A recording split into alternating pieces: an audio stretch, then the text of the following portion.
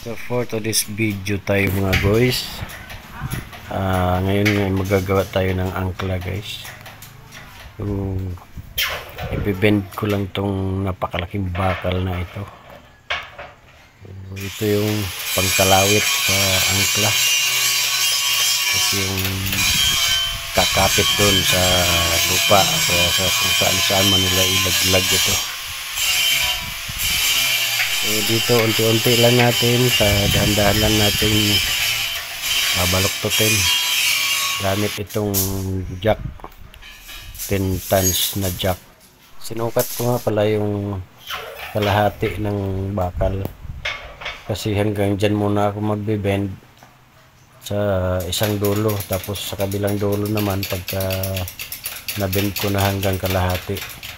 Kapag na-bend mo na yung kalahati, sa kabilang dulo naman tayo para magtagpo sila sa gitna.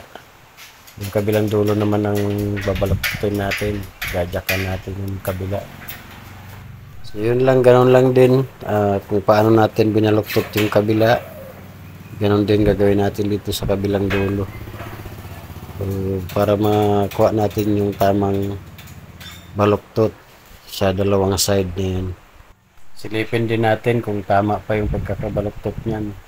Baka maya 8 na pala yan. Ang hirap pa naman, ang napakalaking bakal nito. Ayan, medyo malapit na tayo sa half moon. Kunting jack na lang ito at kunting ayos. So actually guys, dalawa kasi ito, dalawa yung bakal na yan na i-bend natin, dahil dudublihin yan para mas matibay at hindi basta-basta madala ng alon yung bangka na pagkakabitan nito. So ayan na, malapit na talaga siya perfect. So tara, bibend pa natin ng kaunti at medyo hindi pantay.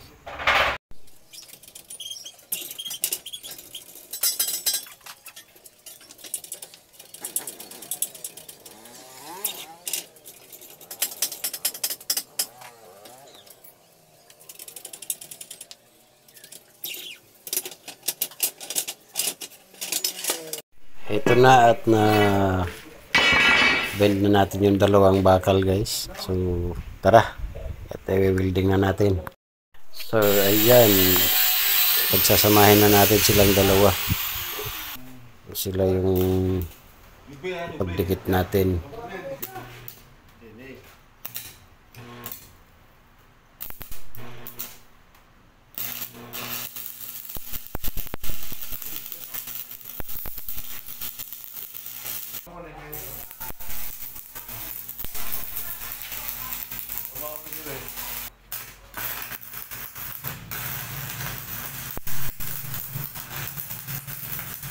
At pagkatapos ko nga siyang ma-welding guys, at naipagsama ko na yung dalawang naka-bend, so ikakabit na natin yung pinakabara niya.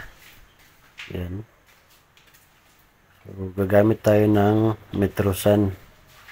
Susukatin natin, dapat parehas yung distance niya mula dyan sa bara papunta doon sa dulo nung binend natin.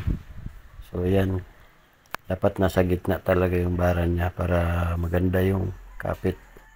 So far ito na siya, hindi natapos dahil inabutan ng brownout. Ayan, shout out nga pala sa mga taga Noriko na panay ang brownout. Wala man lang pasabi kung papatayin niyo yung ilaw. Ayan, so bukas na uli.